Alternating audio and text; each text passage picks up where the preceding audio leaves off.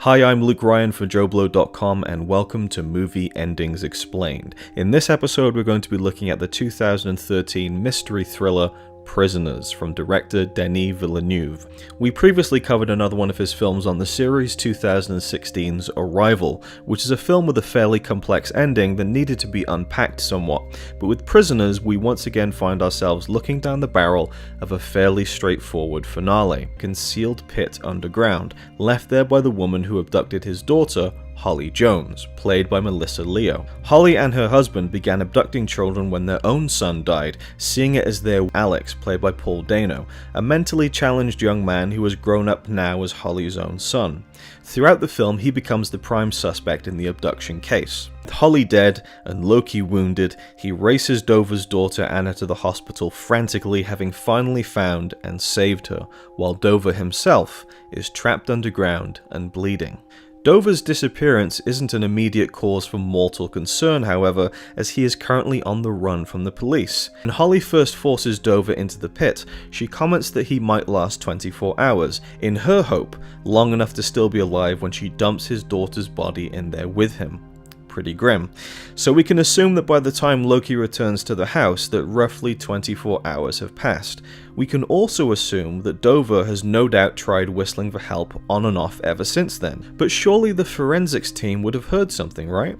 So maybe Dover tried whistling for quite some time to no avail and passed out, exhausted and in a lot of pain. And just as he came back into consciousness down there, prisoners in some shape or form, literally in the case of some, metaphorically for others, external and internal prisons that these characters find themselves in, a little more subtly. At this point, the case is closed, the abduction is solved, the children are back home. He's still not satisfied. Dover is the loose end. In Loki's mind, it's still not complete. He can only set himself free by leaving no stone left unturned, or in Dover's case, a board underneath a car over a hidden pit. As for Dover himself, at least in the end, he finds himself literally imprisoned inside the pit, but it almost feels like the film sets this up to be what he deserves. Dover, a stoutly religious man, does what any parent would do when their child is kidnapped. He doesn't take it very well. But beyond that, But Dover goes over the edge, and his potential final resting place seems to be a punishment for his crimes. Holly was operating under her ideal of waging a war against God. It's Loki, we've seen his determination throughout the entire film. But removing the actual physical act of seeing it does add a touch of ambiguity.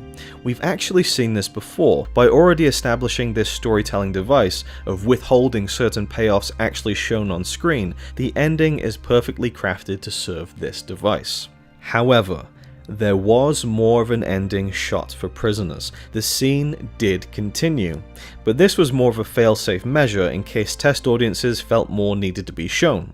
The original ending as written was, weirdly enough, that's how it was in the script when it was bought, and it never really changed. When we were shooting, we did shoot a version where it goes a little beyond where the fade out is. There's a version where he moves the car and sees Hugh down there, and so on. None of us really wanted to do that version, but we wanted to make sure we had it, in case once the film was put together it seemed like it really needed it. But I just think that's the moment when the movie is ready to end. You know he's going to be taken out of the hole.